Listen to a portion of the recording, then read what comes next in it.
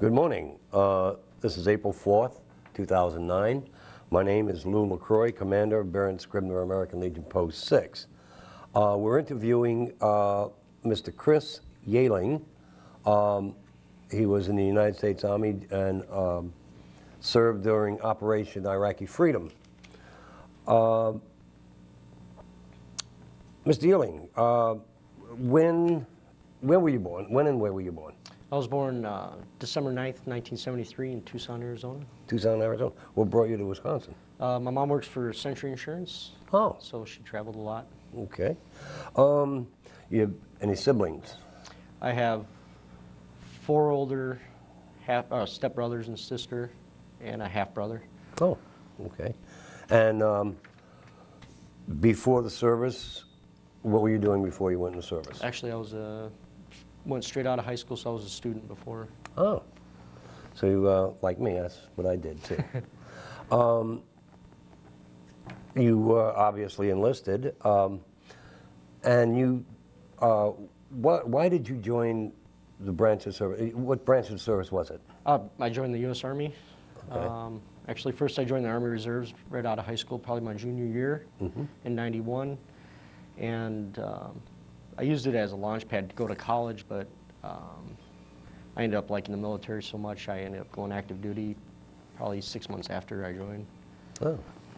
Okay. Now, where did you take your training?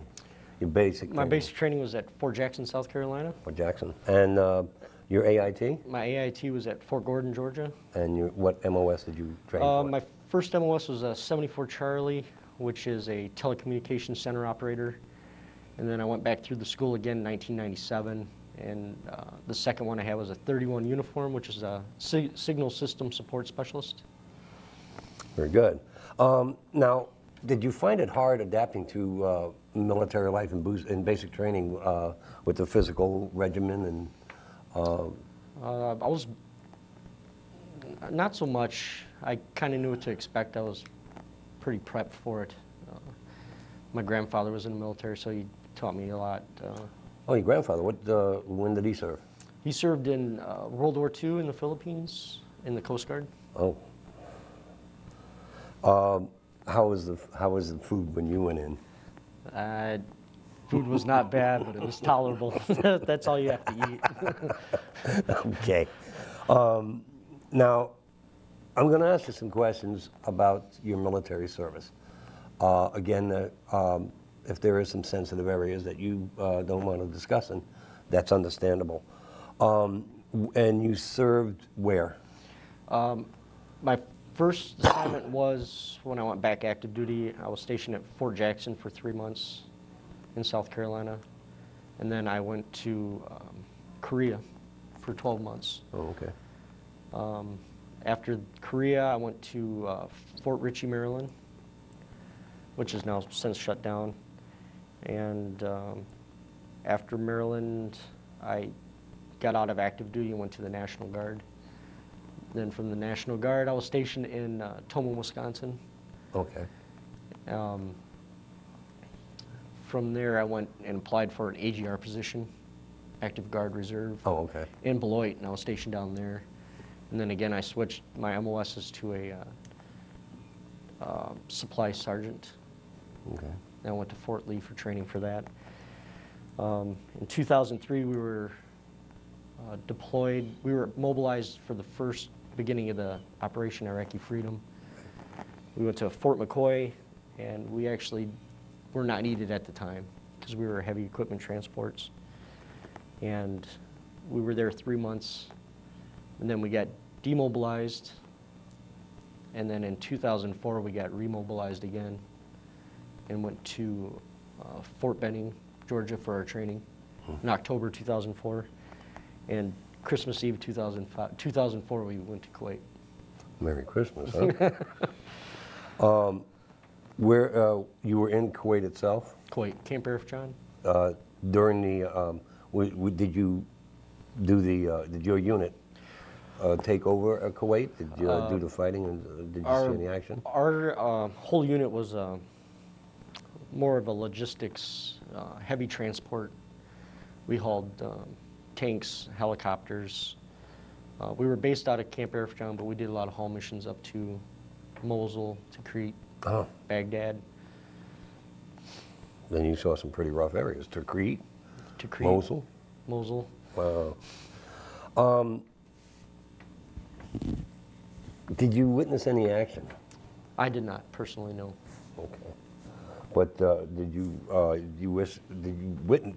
Excuse me. You did witness. I'm pretty sure that the results of action that was taken. Results of action, more of roadside bombs. We had a lot of guys. We didn't have anybody that lost their life when we were over there out of, I think, 298 people. Well, thank God We for had that. we had some guys that came back with, we had 3 come back with Purple Hearts for injuries that occurred from roadside From bombs. the IEDs or whatever Correct. they call them? Okay. Your emotional state while you were over there, can you describe how you felt while you were there? You're still surrounded by, you know, all your friends from your unit, but you also feel isolated at the same time, just because you're so far from your family and friends, and so that took a lot to adapt to. Well, that brings me to my next question. The camaraderie and the friendships that you, I assume that you gathered over there with the members of your platoon, unit, brigade, or whatever. Were they close relationship that you still talk to some of the guys now? Some of the guys I still talk to. I have a friend right now that just got redeployed with the 32nd. He's in the same unit I was in, and now he's going over to, and they didn't say, it could have been Afghanistan or Iraq for security missions. Now, how did you stay in contact with your family at home? Actually, in Kuwait, you can use cell phones, but you have to pay the price for those. Those are pretty, sure. a lot of emails, or they have computer centers where you can do, you know, live chat, messaging. Oh. So the time frame, I can't remember if there were 12 hours ahead there or 12 hours behind. So I'd be getting up in the morning, she'd just be getting ready for bed. And What did you have much off time? Have time for recreation? As being over there, I was the communications sergeant because we didn't have one at the time. So our first sergeant commander kind of dubbed me the communications sergeant. So our hours were from, on the hot days, was 4 to noon, 4 in the morning till noon. And then I'd have to be on call as needed. Okay. But otherwise, I had ample amount of free time. Well, that was good. that was a good thing. Now, when your deployment ended, how did your whole unit come back together, or did you come back in sections? Our unit came back in two different planes. Oh, okay. So our first one left, I think, a half a day before us, and then we actually landed in Volk Field. Oh, okay. Which was nice, but yeah, they had it separated into the units, or 2 platoons on one plane and 2 on another. I just want to step back in time for a moment. The people that lived in Kuwait, Kuwaitians or whatever you call them, how were you treated by them, and how did you feel toward them? I didn't have any animosity towards Kuwait people at all. I only met a few Kuwait people. We were pretty Loctite on Camp Arifjan, but there was a lot of third world workers that came from Pakistan, India, and they were all pretty nice. They all. Now, this is probably going to be a silly question. How were you received when you came back home? Your family, friends, relatives? Oh, we had actually our family support group was really good. At the time when we got back, they were actually, it was the week before Christmas we got home, and it was a big snowstorm at Volk Field. And I think everybody's family showed up outside in the snow waiting for us to come back. Awesome. That was great. A lot of, so many of our heroes that have come home from wars, be it Vietnam, Korea, Iraq, did you have any problems readjusting to civilian life? Oh yeah, I think the hardest part was getting readjusted with my family. That took about at least a good 4 months for emotional, you know, one's home all the time doing everything, and then I try to come home and try to help, and she's used to doing it a certain way while I was gone. And the biggest one was my son was, Excuse me. my son was just a year and a half old when I left. My daughter would have been 5. I think she was 5 when I left. So my daughter knew what was going on. Mm-hmm. My son, he really didn't get to know me in that year and a half Right. I was there, because I was training a lot, and then, so now he was really attached to Mom. Oh. And it took me a long time to kind of crack that shell to get him used to me being around. But everything's okay now? Yeah. Everything's cool? Oh, well, that's great. Like you said, you have contacted, you're still in contact with some of your fellow veterans and all.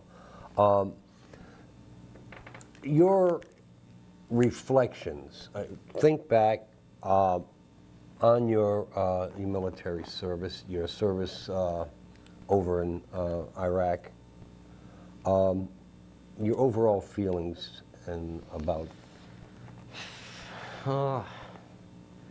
Well, I knew it could happen when I was in the National Guard. I knew any time you can be mobilized or deployed. So I really didn't have any complaints other than it's almost like, why were we there type of questions. And I feel bad for the people that didn't get to come back or go back and then don't come back again. I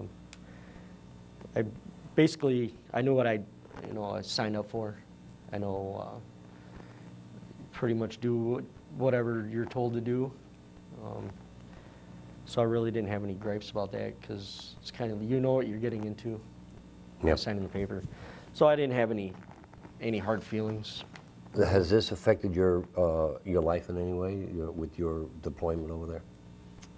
No, it hasn't. Not really. No, I'm proud to be that I went over there. And we're proud Yeah. that you And did too. So everybody else was too, and then they find out, how long you've been in the military, and they're pretty shocked that I was over there. What life lessons, if any, have you learned from your entire military service? That's a good question. There's a lot too. There's probably more of a self-reliance. Gives you a good self-esteem, I think, being in the military. And, you have a lot of respect for a lot of the people that are in there, day in and day out. I think just you get more of a self-esteem, a better outlook, probably structure. Military, any branch will give you pretty good structure, I think, if you're willing to do the time for it. You mentioned before that you knew what you were getting into, and also that anyone who joins the military, has that idea that at any time while they're in the service, they can be deployed into an area where they could possibly, get severely wounded or worse. Because a long time ago, and I can't remember the individual who said it, that all veterans, regardless of branch of service, signed, when they joined up in the military, they signed a blank check made payable to the United States of America in the amount of up to and including their lives. So what you said kind of encompassed that. Right. I, being a Vietnam veteran, I was a volunteer to go over there, the same way. And all the veterans that we have interviewed and will interview in the future have that same feeling that you do. You may question why we're there, but you're doing the right thing. Right. And this is what counts. Just like back home here, a lot of people gripe and complain about the war, but they're 100% supporting the troops. Right. And this is what we have to do. And you being an Iraqi veteran know that especially. Because if you don't have the backing at home, you know, it makes it a little rough. Yep. It makes it rough. So is there anything else you'd like to add to your reflections or life's learned, or anything that you feel that you should let the audience know that are watching this? From my personal experience, like I said, I'll fall back on that before, about you get the self-respect, you get a lot of the camaraderie, you meet a lot of new people, you go a lot of different places, and you know, getting deployed, and I think that was probably kind of opened your eyes a little bit to see what you missed from what you had to what you got now. Yep. And so I'm glad I went there. I wouldn't take anything back or change anything in my service that I did. Big question. If this country needed you again, would you go? Oh yeah. I'm sure you would. It would be hard, but And believe me, we have so many veterans out here. We have a veteran behind the camera. We would love to go with you if necessary. If my country called me, even though I'm an old fuddy-duddy, if my country called me tomorrow, I'd be packed tonight. And that's one of my friends. He lives in Stevens Point here, or his parents do. So he's back over there. And hopefully, I should text him or send him a message, see if he'd do this when he gets back. I think he'd like it. Oh, because he's one of those that got a Purple Heart when he was over there. Oh, did he? So he's back over there.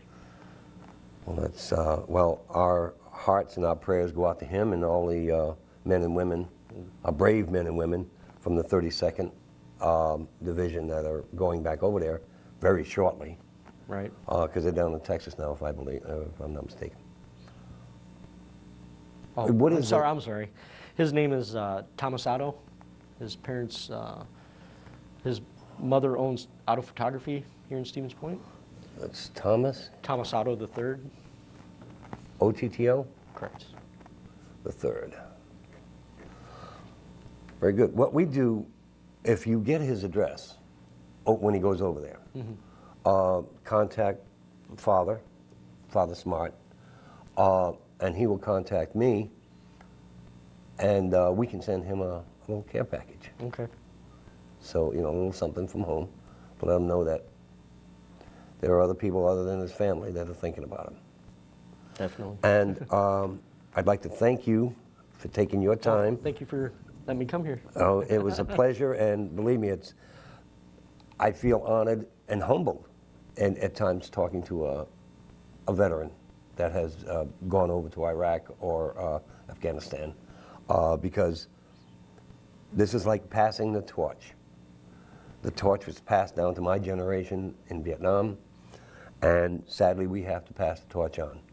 But as long as that flag is flying, we're going to need veterans like yourself to protect that flag. So I thank you very much, and I thank all you listeners for watching this, and may God bless, and take care.